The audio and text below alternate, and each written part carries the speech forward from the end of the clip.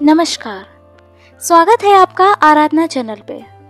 तो कहानी के पिछले भाग में हमने सुना कि सुधा की बुआ विनती को पहुंचाने सुधा के घर आती हैं। तभी बुआ जी और पिताजी के बीच में सुधा के विवाह की चर्चा होती है, जिसे सुनकर चंदर कुछ अजीब सा अनुभव करता है। अब आगे मैं सोचता हूँ पम्मी आज सिनेमा देखने जाऊँ। कार है साथ में, अभी 15 मिनट बाकी हैं। चाहो तो चलो सिनेमा। आज 4 साल से मैं कहीं नहीं गई हूँ। सिनेमा, हौजी, बार डांस सभी जगह जाना बंद कर दिया मैंने। मेरा दम घुटेगा हॉल के अंदर। लेकिन चलो देखें, आज भी कितने ही लोग वैसे ही खुशी से सिनेमा देखते होंगे। एक गहरी सांस लेकर पम्मी बोली, बर्टी को ले चलोगे? हाँ हाँ तो चलो, उठो, फिर देर हो जाएगी, चंदर ने घड़ी देखते हुए कहा। पम्मी फौरन अंदर के कमरे में गई और एक जॉर्जेट का हल्का भूरा गाउन पहन कर आई। इस रंग से वह जैसे निखर आई।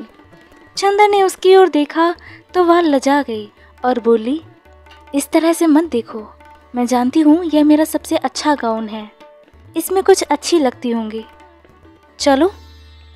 और आकर उसने बेतकल्लुफी से उसके कंधे पर हाथ रख दिया। दोनों बाहर आए तो बर्टी लॉन पर घूम रहा था। उसके पैर लड़खड़ा रहे थे, लेकिन वह बड़ी शान से सीना ताने था। बर्टी, आज मिस्टर कपूर हमें सिनेमा दिखलाने ले जा रहे हैं, तुम भी चलोगे? हाँ, बर्टी ने सिर हिलाकर जोर से कहा। सिनेमा जाऊंगा? कभी नहीं, भूल कर भी नहीं। तुमने मुझे क्या समझा है? मैं सिनेमा जाऊंगा? धीरे धीरे उसका स्वर मंद पड़ गया। अगर सिनेमा में वह सर्जन के साथ मिल गई तो मैं उसका गला घोट दूंगा। अपने गले को दबाते हुए बर्टी बोला, और इतनी जोर से दबा दिया अपना गला कि आंखें लाल हो गई और खांसने लगा। खांसी बंद हुई तो बोला, वह मुझे प्यार नहीं करती, वह सर्जन को प्यार करती है, वह उसी के साथ घूमती है। अगर वह मिल जाएगी सिनेमा में तो उसकी हत्या कर डालूंगा, तो पुलिस आएगी और खेल खत्म हो जाएगा। तुम जानते हो मिस्टर कपूर, मैं उससे कितना नफरत करता हूँ। और लेकिन नहीं, कौन जानता है मैं नफरत करता हूँ, और वह मुझे कुछ समझ में नहीं आता, मैं पागल हूँ, उफ। और वह सिर थाम कर बैठ गया। पम्मी ने चंदर का हाथ पकड़कर कहा, चलो, यहाँ रहने से उसका दिमाग और खराब होगा, आओ। दोनों जाकर कार में बैठे। चंदर खुद ही ड्राइव कर रहा था। पम्मी बोली, बहुत दिन से मैंने कार नहीं ड्राइव की, लाओ आज ड्राइव करो। पम्मी ने स्टीयरिंग अपने हाथ में ले ली। चंदर इधर बैठ गया। थोड़ी देर में कार रिजेंट के सामने जा पहुंची। चित्र था सैलामी, वेयर शी डांस्ड। सैलामी जहां वह नाची थी। चंदर ने टिकट लिया और दोनों ऊपर बैठ गए। अभी न्यूज़ रील चल रही थी। सहसा पम्मी ने कहा, कपूर, सैलामी की कहानी मालूम है ना? क्या है, कोई उपन्यास है? चंदर ने पूछा। नहीं, यह बाइबल की एक कहानी है। असल में एक राजा था, हेराद। उसने अपने भाई को मारकर उसकी पत्नी से शादी कर ली। उसकी भतीजी थी सैलामी, जो बहुत सुंदर थी और बहुत अच्छा नाचती थी। हेराद उस पर मुग्ध हो गया, लेकिन सैलामी एक पैगंबर पर मुग्ध थी। पैगंबर ने सैलामी के प्रणय को ठुकरा दिया। एक बार हेराद ने सैलामी से कहा कि यदि तुम नाचो तो मैं तुम्हें कुछ दे सकता हूँ। सैलामी नाची तो पुरस्कार में उसने अपना अपमान करने वाले पैगंबर का सिर मांगा। हेराद वचनबद्ध था। उसने पैगंबर का सिर तो दे दिया, लेकिन बाद में इस भय से कि कहीं राज्य पर कोई आपत्ति न आए, उसने सैलामी को भी मरवा डाला। चंदर को यह कहानी बहुत अच्छी लगी। तब तो चित्र बहुत ही अच्छा होगा, उसने सोचा। सुधा की परीक्षा है, वरना सुधा को भी दिखला देता। लेकिन क्या नैतिकता है इन पाश्चात्य देशों की कि अपनी भतीजी पर ही हेराद मुग्ध हो गया। उसने कहा पम्मी से, लेकिन हेराद अपनी भतीजी पर ही मुग्ध हो गया तो क्या हुआ? इंसान का मन उसके बस में नहीं होता। या शायद तुम नहीं समझते, अभी तुम्हारी आंखों में बड़ा भोलापन है। तुम रूप की आग के संसार से दूर मालूम पड़ते हो, लेकिन शायद 1-2 साल बाद तुम भी जानोगे कि यह कितनी भयंकर चीज़ है। आदमी के सामने वक्त बेवक्त, नाता रिश्ता, मर्यादा अमर्यादा कुछ भी नहीं रह जाता। वह अपनी भतीजी पर मोहित हुआ तो क्या? मैंने तो तुम्हारे यहाँ एक पौराणिक कहानी पढ़ी थी कि महादेव अपनी लड़की सरस्वती पर मुग्ध हो गए। महादेव नहीं, ब्रह्मा, चंदर बोला। हाँ हाँ, ब्रह्मा, मैं भूल गई थी। फिर यह तो इंसान का मन है, आदमी को कहाँ ले जाता है यह अंदाज़ा भी नहीं लगाया जा सकता। तुम तो अभी बच्चों की तरह भोले हो, और ईश्वर ना करे तुम कभी इस प्याले के शरबत को चखो। मैं भी तुम्हारी इसी पवित्रता से प्रेम करती हूँ। पम्मी ने चंदर की ओर देखकर कहा। तुम जानते हो मैंने तलाक क्यों दिया? मेरा पति मुझे बहुत चाहता था, लेकिन मैं विवाहित जीवन के वासनात्मक पहलू से घबरा उठी। एक गहरी नफरत थी मेरे मन में। तुम आए तो तुम बड़े पवित्र लगे। तुमने आते ही प्रणय याचना नहीं की। तुम्हारी आंखों में भूख नहीं थी, हमदर्दी थी, स्नेह था, कोमलता थी, निश्चलता थी। मुझे तुम काफ़ी अच्छे लगे। तुमने मुझे अपनी पवित्रता देकर जिला दिया। चंदर को एक अजब सा गौरव अनुभव हुआ और पम्मी के प्रति बहुत ऊंची आदर भावना सहसा चंदर के मन में आया। लेकिन यह उसके व्यक्तित्व की पवित्रता किसकी दी हुई है? सुधा की ही है ना? उसी ने तो सिखाया है कि पुरुष और नारी में कितने ऊंचे संबंध रह सकते हैं। क्या सोच रहे हो? पम्मी ने अपना हाथ कपूर की गोद में रख दिया। कपूर सिहर गया, लेकिन शिष्टाचारवश उसने अपना हाथ पम्मी के कंधे पर रख दिया। पम्मी ने 2 क्षण बाद अपना हाथ हटा लिया और बोली, कपूर, मैं सोच रही हूँ अगर यह विवाह संस्था हट जाए तो कितना अच्छा हो। पुरुष और नारी में मित्रता हो, बौद्धिक मित्रता और दिल की हमदर्दी। असल में बंधने के बाद पता नहीं क्यों संबंधों में विकृति आ जाती है। मैं तो देखती हूँ कि प्रणय विवाह भी होते हैं तो वह असफल हो जाते हैं, क्योंकि विवाह के पहले आदमी औरत को ऊंची निगाह से देखता है, हमदर्दी और प्यार की चीज़ समझता है, और विवाह के बाद सिर्फ वासना की।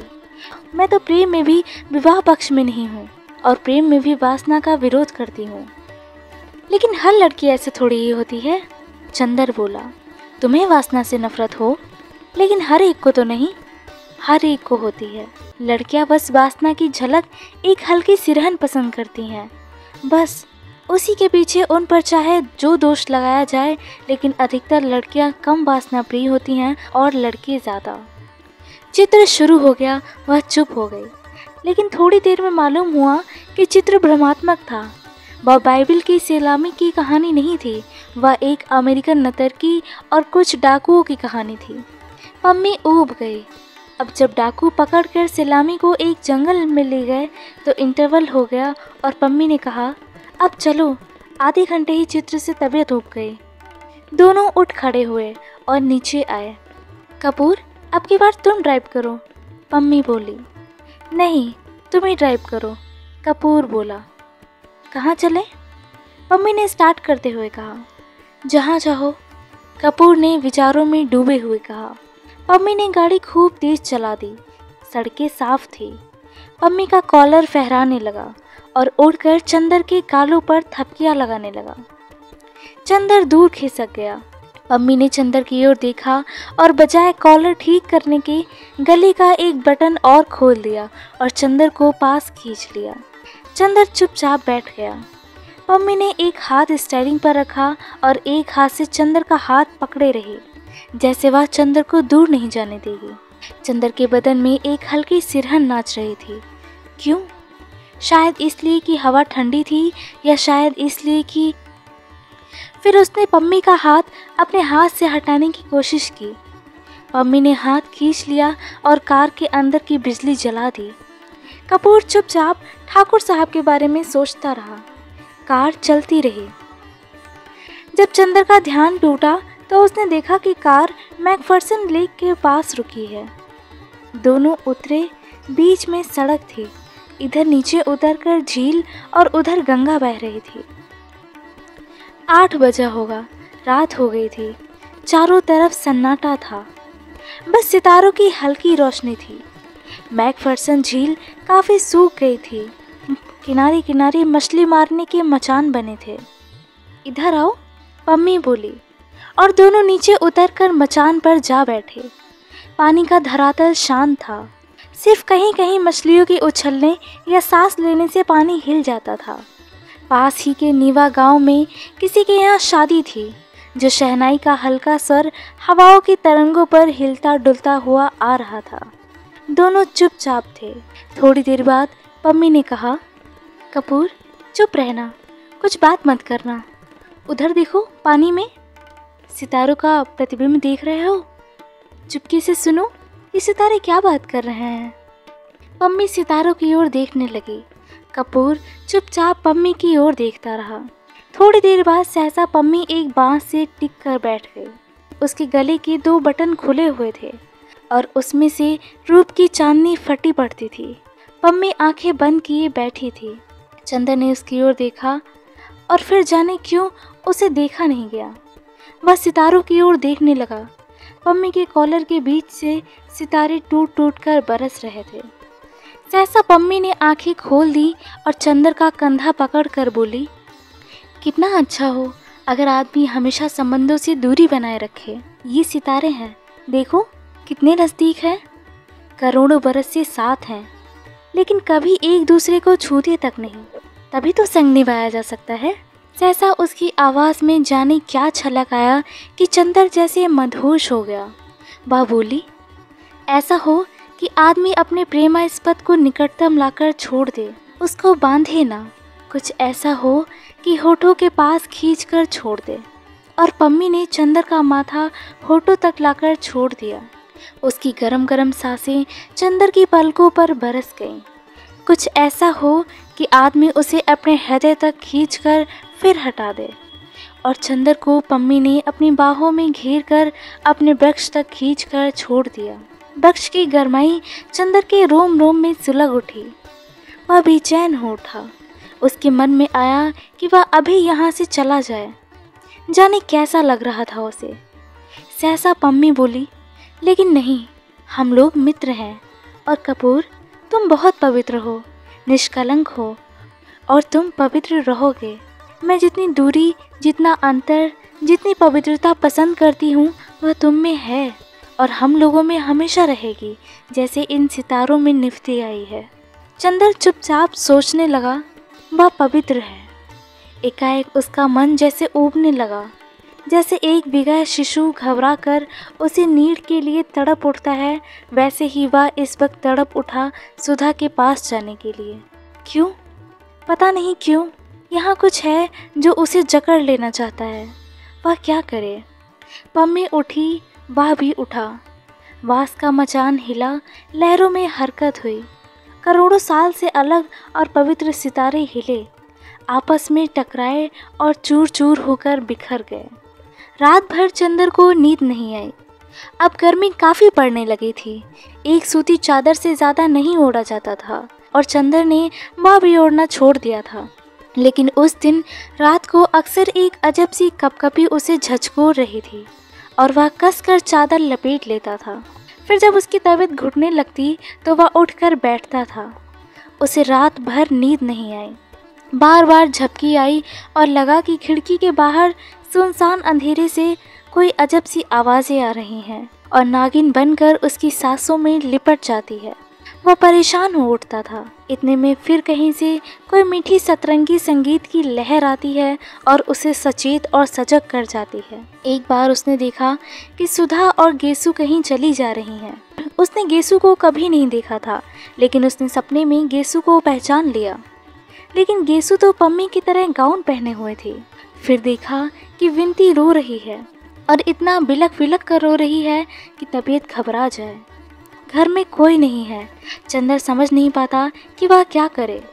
अकेले घर में एक अपरिचित लड़की से बोलने का साहस भी तो नहीं होता उसका। किसी तरह हिम्मत करके वह समीप पहुंचा तो देखा, अरे यह तो सुधा है। सुधा लुटी हुई सी मालूम पड़ती है। वह बहुत हिम्मत करके सुधा के पास बैठ गया। उसने सोचा सुधा को आश्वासन दे, लेकिन उसके हाथों पर जाने कैसे सुकुमार जंजीरें कसी हुई हैं। उसके मुंह पर किसी की सांसों का भार है। वह निश्चेष्ट है। उसका मन अकुला उठा। वह चौंक कर जाग गया तो देखा वह पसीने से तर था। अब वह जाग गया था और उठकर टहलने लगा, लेकिन फिर भी उसका मन स्वस्थ नहीं था। कमरे में ही टहलते टहलते वह फिर लेट गया।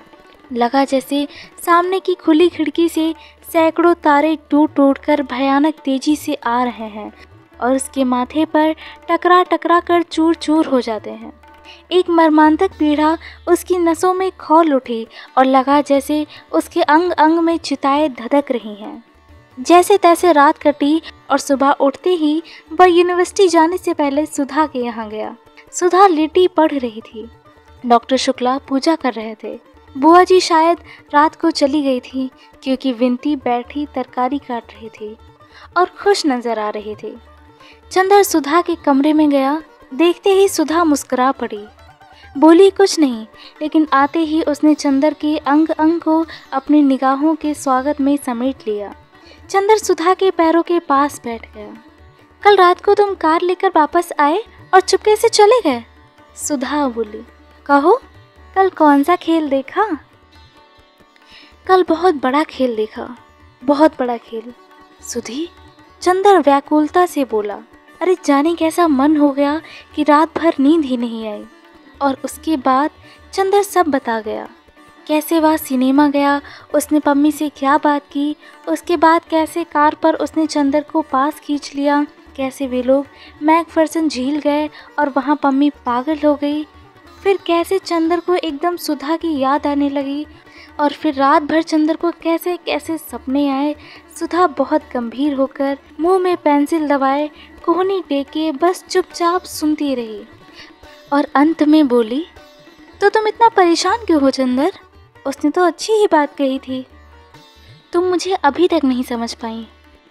तो ठीक है, जैसा तुम सोचते हो वैसा ही वो भी सोचती है, तो झगड़ा क्या है?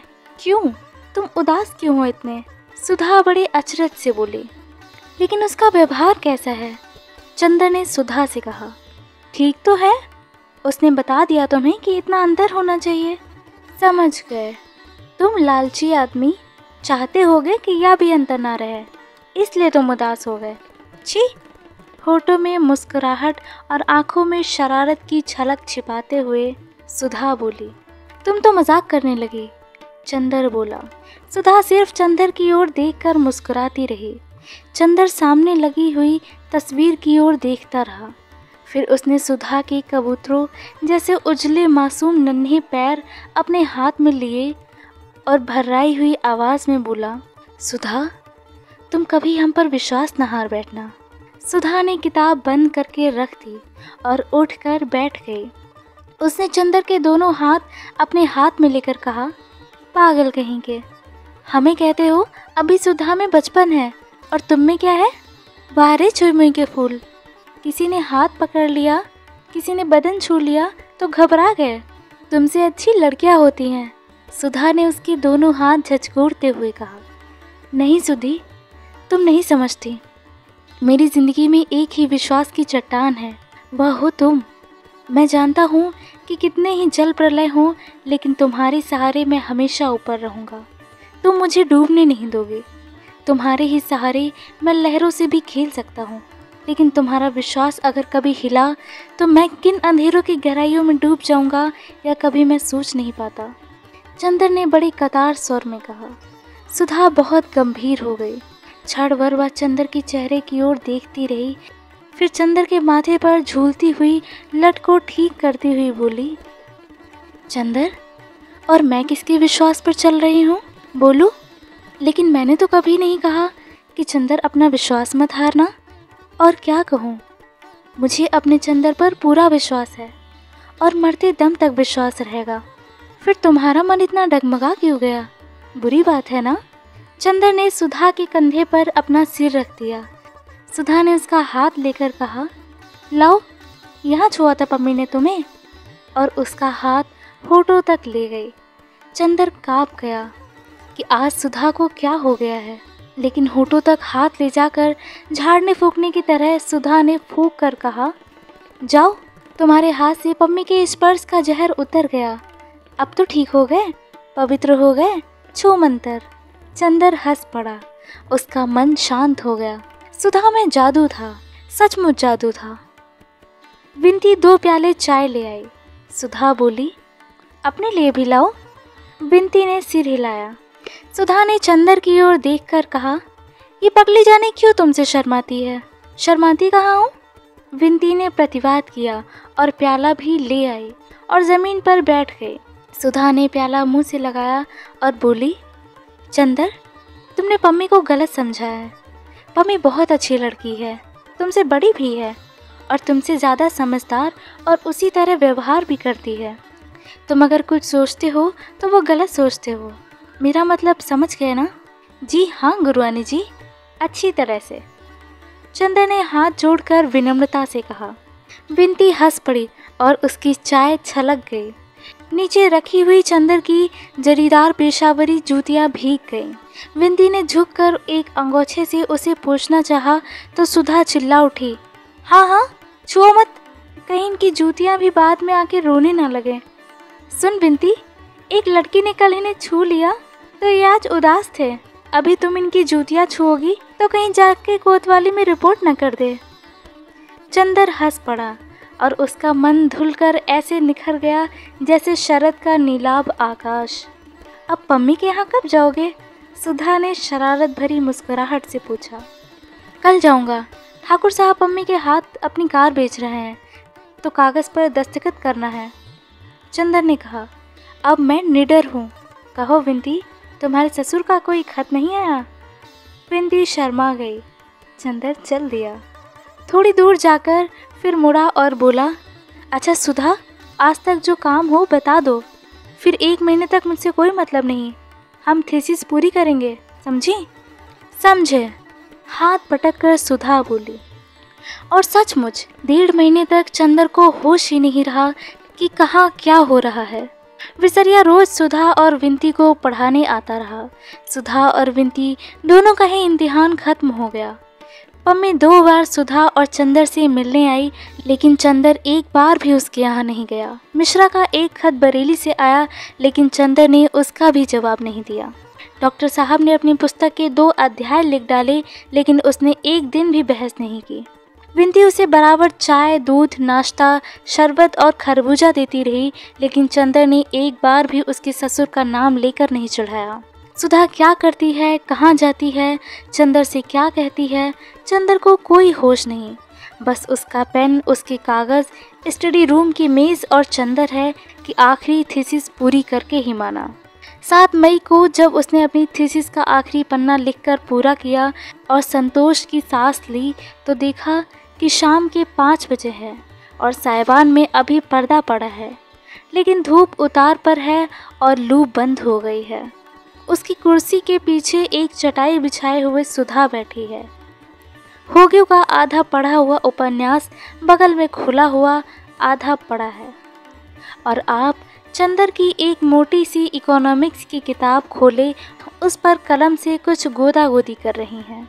सुधा, एक गहरी सांस लेकर अंगड़ाई लेते हुए चंदर ने कहा, लो, आज आखिरकार जान छूटी। बस अब 2-3 महीने में माफ दौलत डॉक्टर बन जाएंगे। सुधा अपनी कार में व्यस्त। चंदर ने क्या कहा यह सुनकर भी गुम। चंदर ने हाथ बढ़ाकर चोटी झटक दी।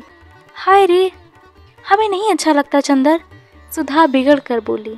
तुम्हारे काम के बीच में कोई बोलता है तो बिगड़ जाते हो, और हमारा काम थोड़ी महत्वपूर्ण है, कहकर सुधा फिर पेन लेकर गोदने लगी। आखिर कौन सा उपनिषद लिख रही हैं आप, जरा देखे तो। चंदर ने किताब खींच ली। टॉजिक की इकोनॉमिक्स की किताब में एक पूरे पन्ने पर सुधा ने एक बिल्ली बनाई थी, और अगर निगाह ज़रा चूक जाए तो आप कह नहीं सकते यह 84 लाख योनियों में से किस योनि का जीव है। लेकिन चूँकि सुधा कह रही है कि यह बिल्ली है, इसलिए मानना होगा कि यह बिल्ली ही है। चंदर ने सुधा की बाह पकड़कर कहा, उठ आलसी कहीं की, चल उठा ये पोथा, चल के पापा के पैर छुआएं। सुधा चुपचाप उठी और आज्ञाकारी लड़की की तरह मोटी फाइल उठा ली। दरवाजे तक पहुंचकर रुक गई और चंदर के कंधे पर फाइलें टिका कर बोली, ए चंदर, तो सच्ची अब तुम डॉक्टर हो जाओगे? और क्या? आहा, कहकर सुधा उछली और फाइल हाथ से खिसकी और सभी पन्ने जमीन पर। चंदर झल्ला गया। उसने गुस्से से लाल होकर एक घूंसा सुधा को मार दिया। अरे राम रे, सुधा ने पीठ सीधी करते हुए कहा। बड़े परोपकारी हो डॉक्टर चंद्र कपूर। हमें बिना थीसिस लिखे डिग्री दे दी, लेकिन बहुत जोर की थी। चंदर हंस पड़ा। खैर, दोनों पापा के पास गए। वे भी लिख कर ही उठे थे और शरबत पी रहे थे। चंदर ने जाकर कहा पूरी हो गई और झुककर पैर छू लिए। उन्होंने चंदर को सीने से लगाकर कहा, बस बेटा, अब तुम्हारी तपस्या पूरी हो गई।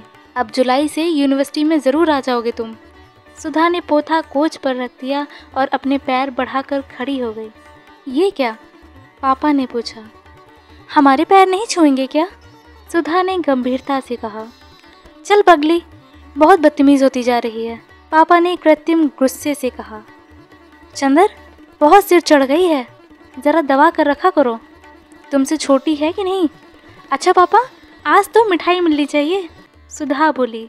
चंदर ने थीसिस ख़त्म कर दी। हाँ ज़रूर बेटी। डॉक्टर शुक्ला ने जेब से 10 का नोट निकाल कर दे दिया। जाओ, मिठाई मंगवा कर खाओ तुम लोग। सुधा हाथ में नोट लिए उछलते हुए स्टडी रूम में आई, पीछे पीछे चंदर। सुधा रुक गई और अपने मन में हिसाब लगाते हुए बोली, 10 रुपये पौंड ऊन, 1 पौंड में 8 लच्छी, 6 लच्छी में 1 शॉल, बाकी बची 2 लच्छी, 2 लच्छी में 1 स्वेटर, बस 1 बिनती का स्वेटर, 1 हमारा शॉल। चंदर का माथा ठनका। अब मिठाई की उम्मीद नहीं, फिर भी कोशिश करनी चाहिए। मिलते हैं आपसे कहानी के अगले भाग में। बने रहिए हमारे चैनल आराधना के साथ और कमेंट करिए हमें उन कहानियों के नाम जो आप सुनना चाहते हैं। धन्यवाद।